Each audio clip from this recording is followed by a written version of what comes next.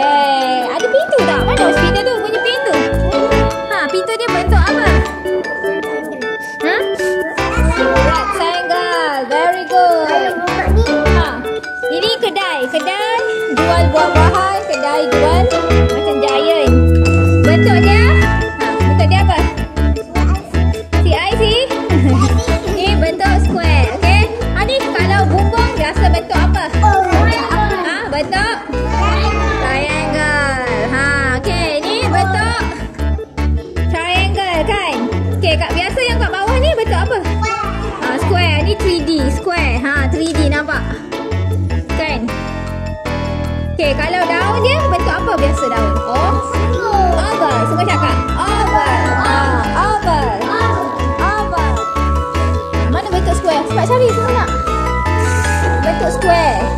Square, petak, segi empat sama. Kamalia, mana square? Tunjuk kat teacher cepat. Yes, pandai. Hana tak tunjuk kat teacher mana bentuk square. Tingkap ke apa ke? Tengok. Kalau tak tengok, tunjuk kat depan. Kalau tak nampak, tunjuk duduk depan. Bergerak tak nak ni. Cepat. Yes, betul Nawal. Good job. Mana bentuk square? Mana circle? Okay, good. Mana circle? Okay, lagi mana circle? Talia?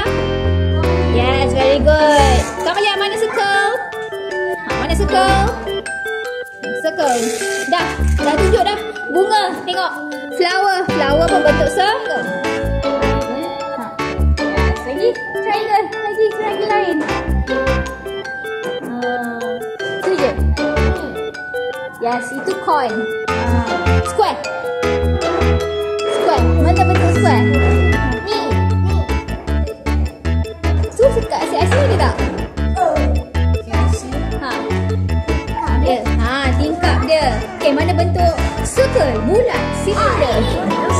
Ha, silinder. Yes. Lagi? Ada lagi tak? Kat sini ada juga ni nak secabut dah. Ha, ni tu. Ha, ni. Tu pun bentuk circle. Rectangle. Tunjuk kat dia mana rectangle. Yes, bangunan tu rectangle. Lagi, mana rectangle? Lagi, mana rectangle?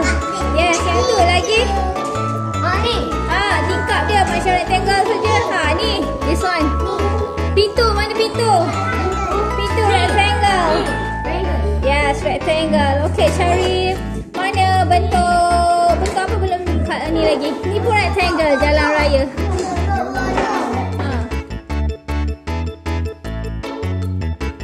Bentuk rectangle.